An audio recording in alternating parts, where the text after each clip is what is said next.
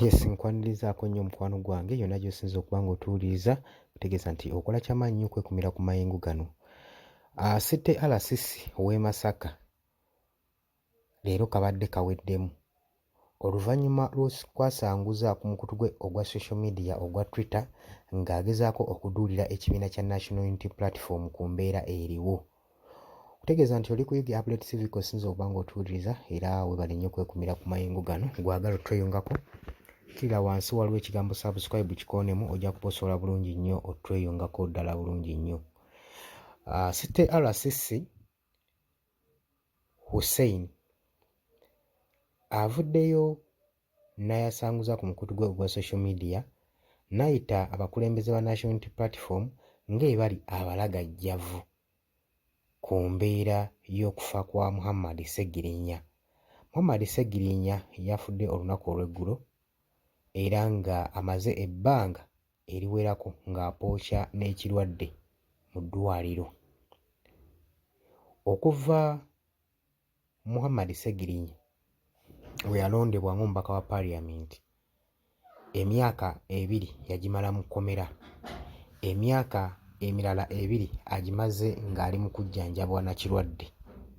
Bano nno baabasiba 2 ne Ssewanyana naye oluvannyuma baateebwa.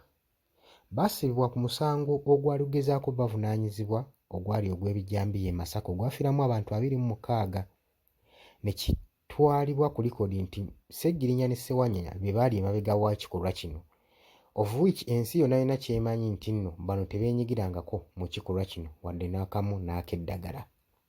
Kaakati Hussein RCC ow'e Masaka wano waasinzidde ng'agamba, akoze statement ye ng'egamba nti abakulembeze ba National Unity Platform kino mukitwale ng'ekyokuyiga naddala ggwe Waiswa, nti ebiseera ebisinga ofuuka omukulembeze si buli ekijja mu mutwe gwo nti ogenda kukyasinguza, mukitwale nga ekyokuyiga, nga kyalinga ategeeza nti naye akimanyi Sseggirinya bassemutse ku lw'ebigambo by'azze akola ki ayogera ku mikutu gye egya social media. Sseggirinya Muhammad abadde amanyikiddwa nga Mr Updates ng'agenda mu maaso n'okuba nga aweereza ku mukutu gwe ogwa YouTube ng'amanyikiddwa nga Mr Update. Ku lunaku olw'eggulo yavudde mu bulamu bw'ensi. Kino nno kikubye wala abatuuze abatutte reactions ku social media ne bambalira RCC Hussein nga bamugamba nti okimanyi bulungi nti nno gavumenti wano egenda etta etugumbula abasiraamu naddala bannabyabufuzi. N'agamba kale tuleme kulagajjala nnyo ku nsonga ng'amazima tugalaba ate ne tugabikka akatambaala. Bibadde bigambo by'abatuuze abatutte konsaani yaabwe ku social media okusobola okulaba nga baanukula RCC Hassan.